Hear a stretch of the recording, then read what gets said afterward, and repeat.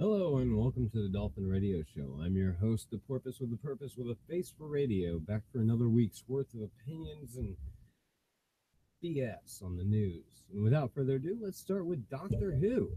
The newest incarnation of the Doctor will be female. So what? What's the big deal? I've actually taken a look at the story, and it's kind of actually entertaining to me. I think more than anything else. I honestly don't watch a lot of Doctor Who. I have in the past, and I think I've seen all the episodes and all the series and all the Doctors. And my favorite will forever probably be either the first or the third. But I don't memorize the actors' names, and I honestly don't care about Doctor Who enough to get into the fandom. So I'm not really that upset that there's going to be a female Doctor. Plus, as far as I know, it's kind of part of the canon. It can happen. It's no big deal. So as long as it's true to the source material and not trying to sit there and force ideology down the throats of those who are watching it, I think it's just fine as far as I'm concerned. However, I'd like to point something else out as well in this whole Doctor Who controversy, and that is that Doctor Who is probably one of the most liberal sci-fi shows out there. I mean, generally speaking, more often than not, a sci-fi show is going to be fairly liberal, as most stuff coming out of media in Hollywood is. But Doctor Who really kind of pushes that envelope. It's up there with Star Trek in so far as how progressive and how liberal it tries to be, and how many ideologies it tries to present, and how many points and political arguments it tries to make on behalf of the left. So, I mean, aside from Degrassi, Doctor Who is probably one of the most liberal shows out there. And you had to kind of expect that this was going to happen at some point. In fact, I expected it would happen after I saw the episode where you had the evil Time Lord, who was a woman. Um, I figured at some point when the Doctor gets brought back and they drag the show out of the dustbins, kind of brush it off and put it back on the air for another season, at some point they were going to have a female Doctor. And I don't honestly care. As long as they're straight with the source material. I do find it interesting how so many feminists reacted, and I think that progressives and feminists and people on the left need to start really paying attention to this. Like, how many times are you going to see something take what you call a giant leap forward and then hear all your compatriots go, well, it's just not good enough, before you realize that they literally live for bitching? That's what they do for a living. They have no solutions, they have no ideas, they have no propositions. Really, all they're good at is pointing at problems and going, somebody needs to fix that. That's a problem. So, really, I mean, what else do you expect? Anyway, the next segment of my show, the next piece of news, actually, it kind of hit me hard. And I know it's not a huge piece of news, and after really digging into it, it's kind of a, I think the term is nothing burger. But Kermit the Frog has been fired. And it kind of hits me because I love the Muppets. Incidentally, since we're speaking about the family show written by the wonderful man Jim Henson, it's time to talk about our sponsor of this episode of the Dolphin Radio Show, which is brought to you by Masturbation. Best way to get off without getting fucked. Anyway, back to the Kermit the Frog story. So Kermit's voice apparently has been more and more depressed and uh, withdrawn, and just really not in the spirit of the character as the family of Jim Henson want it to be. They cite a couple of recent performances. They show a markedly downhill trend, and they argue that the voice of Kermit, whom I'm actually about to pull up his name because I keep calling him the voice of Kermit. But so let's see, Kermit the Frog, Steve Whitmire, who's been the voice actor of Kermit the Frog since I think 1990. Uh, they said that he's got kind of a contentious attitude with the people at Henson Studios, with a lot of the people that he deals with in contract negotiations there on the business end of things, and just with the people that he works with in general. And apparently, being Kermit the Frog has gone to his head, so he got let go, and it's sad because now I'm going to have to adjust to a whole new song about rainbows. You know, it's going to be done by somebody completely different, and like the Ghostbusters, there goes my child. Oh well. But if you are a fan of the Muppets, seriously though, this if you look into the story, honestly, the Henson family isn't really talking about this much. They're kind of just brushing over it. They won't give a lot of details, and they don't seem that interested in discussing what he specifically said or what he specifically did, uh, and his behaviors that caused them to come to the conclusion that he no longer needs to be Kermit the Frog. Um, but they have officially removed him, and this happened back in November of last year. Recently, he wrote a blog about it. Howard Stern picked it up, put it on his radio show, and now everyone's talking about how Kermit's uh, no longer Kermit. And I'm sorry about that, but in all reality, if you have a gig where you are officially, say, the voice of Kermit the Frog, if you ever find yourself in that position, have a little gratitude for the things that life has given you, because no one anywhere in the world is ever going to make a living as a puppeteer without a position like that.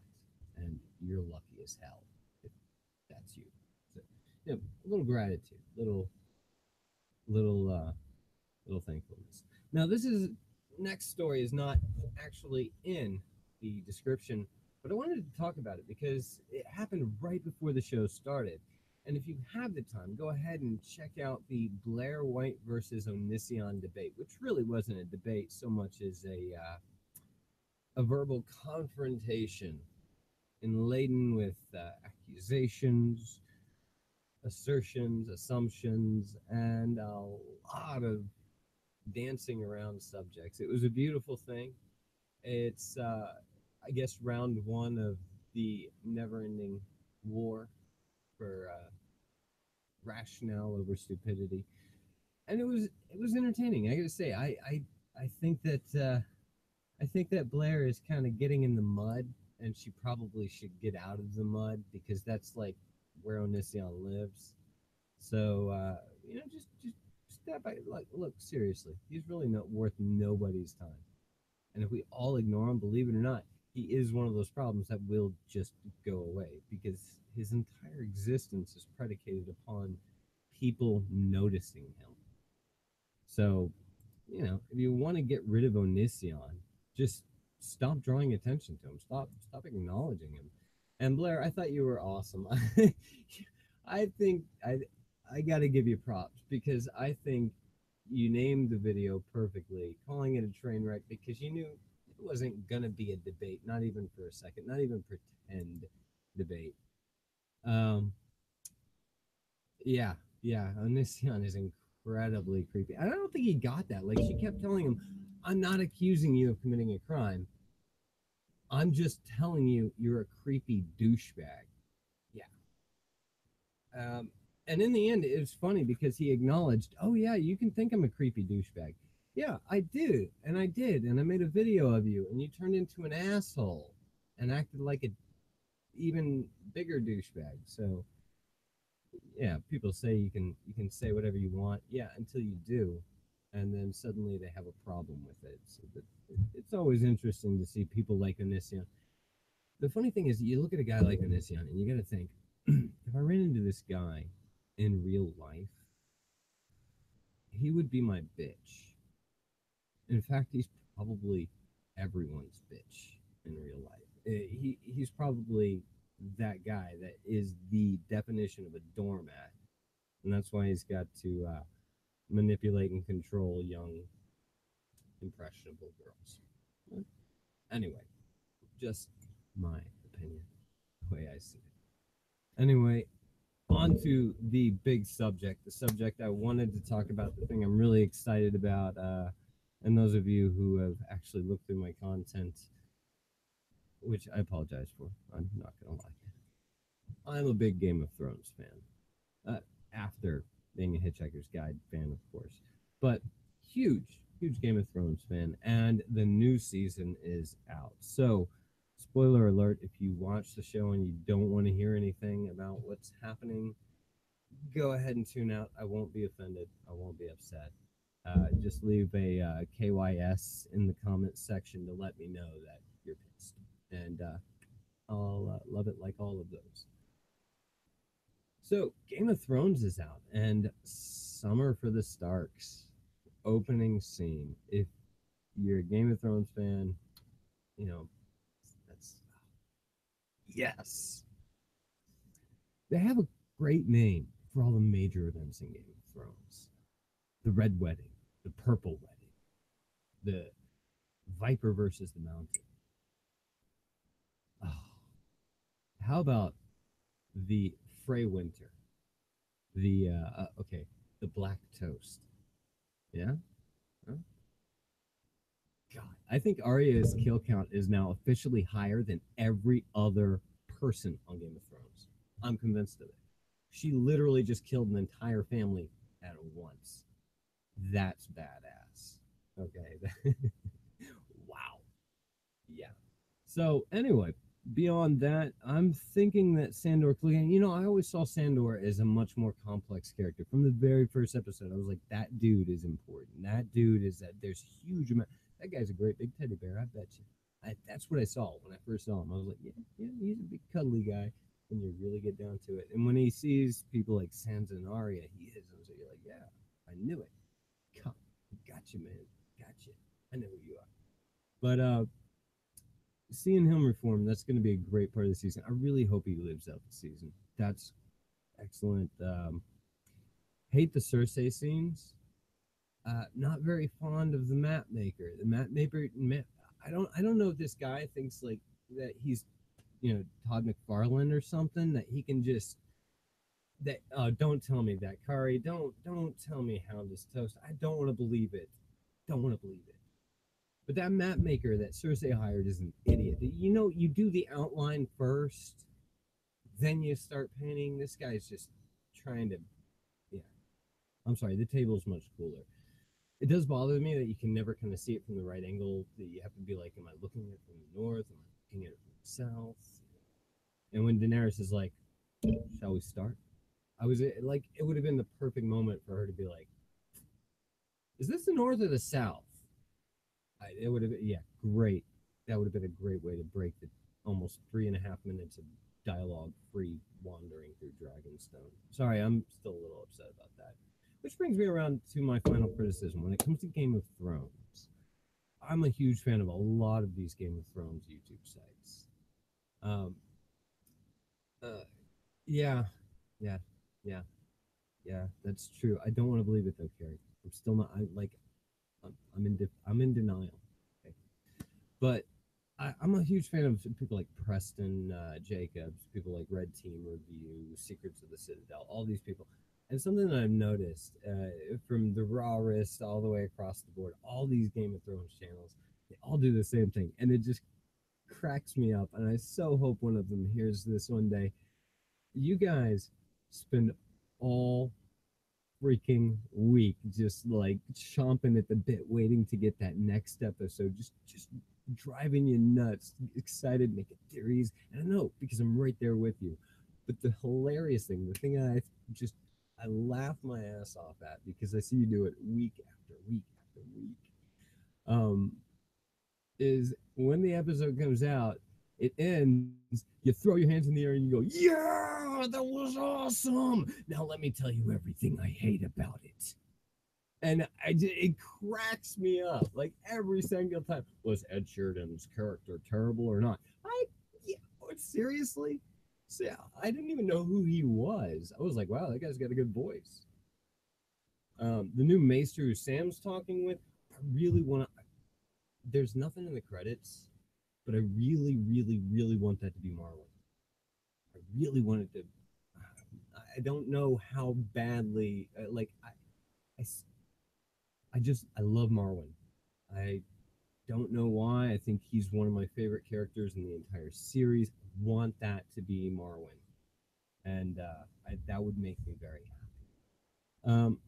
I think he's in the end going to be kind of a neutral character, the guy that Sam is talking to, and I think that he's going to be a neutral character because he's not going to take a side with Sam, but he's also not going to punish him when he eventually finds out that Sam's stealing from him. In fact, I wouldn't be shocked to know that he had kind of just let Sam do it. I see him when you listen to his speech and you look at the way that he looks and behaves towards Sam's, and the actors that they pick for this and the direction that those actors are given is incredible. Because if you can get Daenerys's actress to convince me that she believes what she's performing, then you could do anything. And these guys have done that. So they're really, really great. And when you see this Maester's performance, you're thinking he's looking at Sam the same way I think Aemon would if Aemon could see. Um, yeah, I think everyone's going to be small, but significant for the War for the Living. I think everyone is, honestly. I think, to me, yes, Jon is important. Yes, Daenerys is important. Yeah, but I also believe Stannis was incredibly important. I believe that Robert was incredibly important for the War for the Dawn, even though he's dead years before the War for the Dawn's supposed to happen.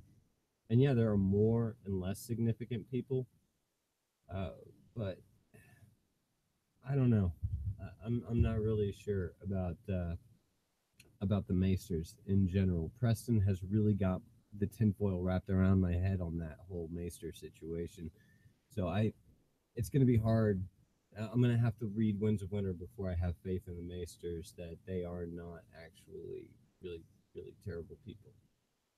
But I love Marwyn, which brings us to the end of the show where we talk about some of the things that are coming up in the next season. If you didn't see the season 2 trailer, of course, it's basically the other half of the new season preview that HBO released about a month ago. A lot of the same scenes, and I'm thinking that they're really screwing with us, HBO. I think that basically everything that we've seen in those first in those previews that HBO's put out so far is going to be in the first few episodes of the show, and I believe that probably episodes 5, 6, and 7 are going to be there's no footage from them. At least you might get something at the end of each episode, but other than that, no. Anyway, looking forward to seeing you guys next week. We'll talk about whatever's going on then. And thank you for those of you in the chat, or that one of you in the chat. You kept me going this long. Almost made a dirty joke there. Anyway, guys, Dolphin Radio Show broadcast on a frequency too high for humans. Signing out. Peace.